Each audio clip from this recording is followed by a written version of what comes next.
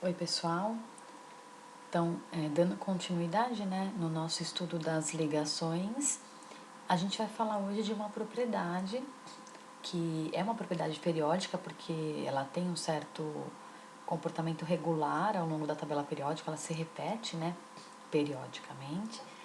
Só que a gente não falou lá atrás porque ela está intimamente relacionada com as ligações químicas, por isso que a gente vai falar dela agora, que é a eletronegatividade. Então, a eletronegatividade é a atração pelos elétrons de uma ligação química, né? Então, o átomo que tem bastante eletronegatividade, que é muito eletronegativo, ele atrai fortemente os elétrons de uma ligação que ele está fazendo. E que, de certa forma, essa atração, né, essa eletronegatividade, ela tá também, ela depende, né, do raio atômico,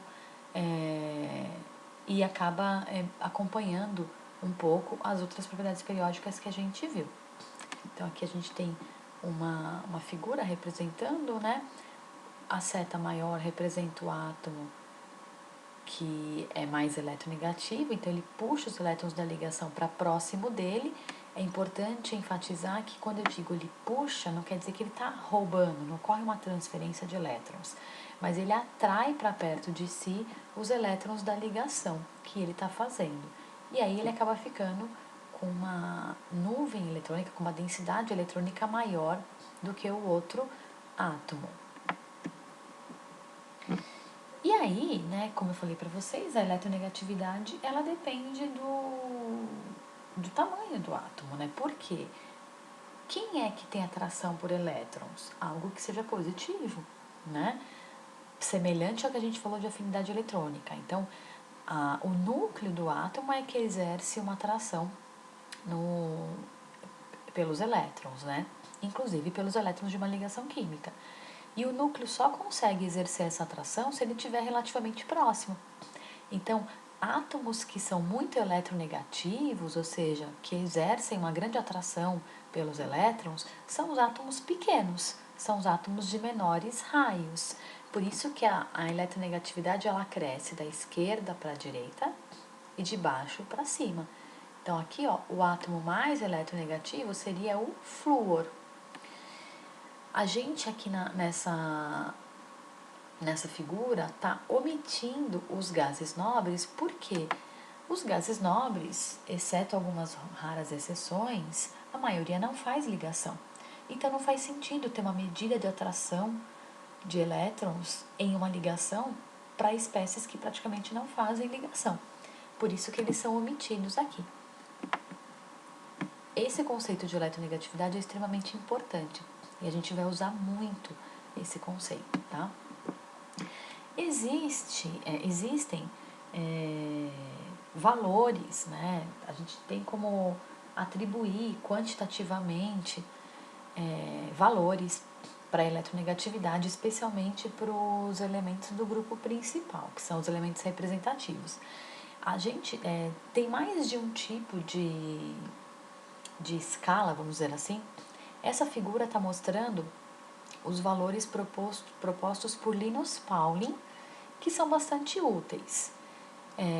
A gente não precisa decorar, evidentemente, mas eles são úteis para a gente debater algumas propriedades, alguns fenômenos que a gente observa nos compostos, né?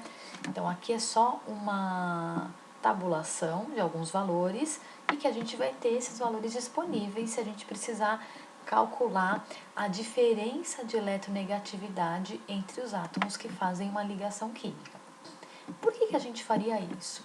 Então, vamos supor aqui que a gente tenha uma ligação química entre um átomo A e um átomo B.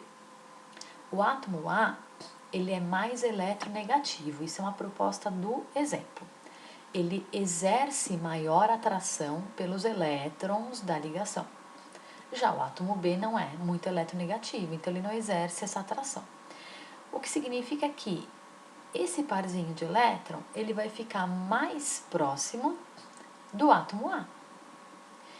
E no que isso implica, né?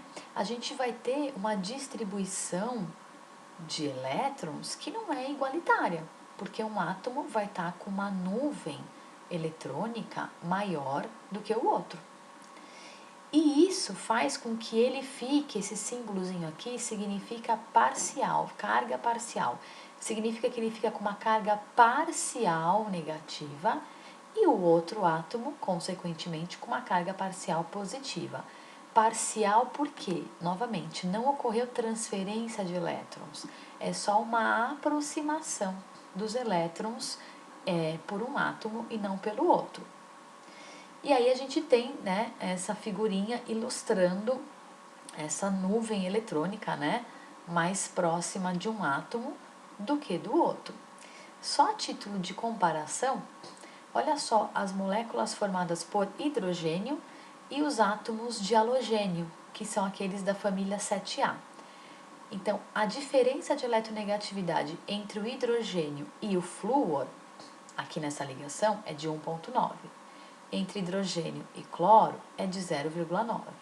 Entre hidrogênio e bromo, 0,7. Entre hidrogênio e iodo, 0,4. Flúor, cloro, bromo e iodo estão na mesma família, mas eles não têm a mesma atração por elétrons, eles não têm a mesma eletronegatividade. O flúor, como é o menorzinho, atrai mais os elétrons para perto de si. O iodo, como é o maior dos halogênios, atrai menos, então a diferença de eletronegatividade aqui é menor. E esse conceito de eletronegatividade, eu estou falando dele agora, por quê?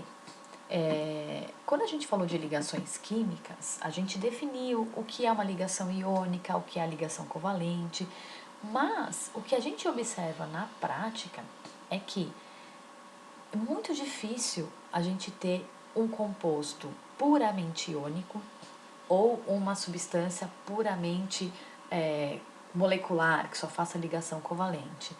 O que a gente tem na prática é a presença dos dois tipos de ligação nas substâncias, né? Um deles acaba predominando na maioria das vezes. Então, a gente tem materiais que têm o caráter iônico mais acentuado e a gente tem outros que têm o caráter covalente mais acentuado.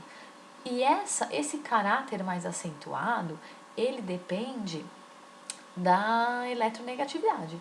Quanto maior for a diferença de eletronegatividade entre os átomos que fazem parte daquela estrutura, maior vai ser o caráter iônico, porque maior é a tendência de um átomo puxar os elétrons para ele e o outro não.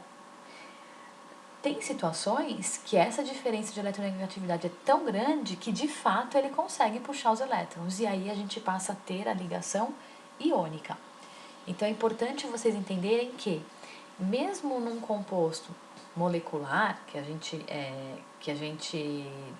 tenha definido que existem ligações covalentes, existe ali algumas estruturas que podem fazer uma ligação iônica, mas em algumas situações as estruturas que fazem ligação iônica elas são minoria para aquele material, então a gente acaba representando o que acontece na maior parte das vezes para aquele composto. Então, quando eu falo, esse composto é molecular, ele faz ligação covalente, eu estou me referindo ao maior caráter desse composto. Mas não quer dizer que ali não possa existir uma ou outra molécula que tenha ligação iônica. E aí, a gente acaba usando um certo padrão, né? O que a gente observa é que quando a diferença de eletronegatividade, que é esse EN, for maior que 1,7, acaba predominando o caráter iônico. Se ela tiver em torno de 1,7, o que a gente tem aqui, é cerca de 50% de caráter iônico, 50% de caráter covalente. Mais que 1,7 vai aumentando o percentual iônico, tá vendo? Então, vai aumentando o caráter iônico. Menor que 1,7 vai diminuindo. Então, aqui, de novo, né, aquelas substâncias formadas por hidrogênio e os halogênios, né? Então, o hidrogênio com flúor atinge 45% de caráter iônico. Ainda predomina o caráter covalente, né? Por isso que a gente fala que ele faz ligação covalente.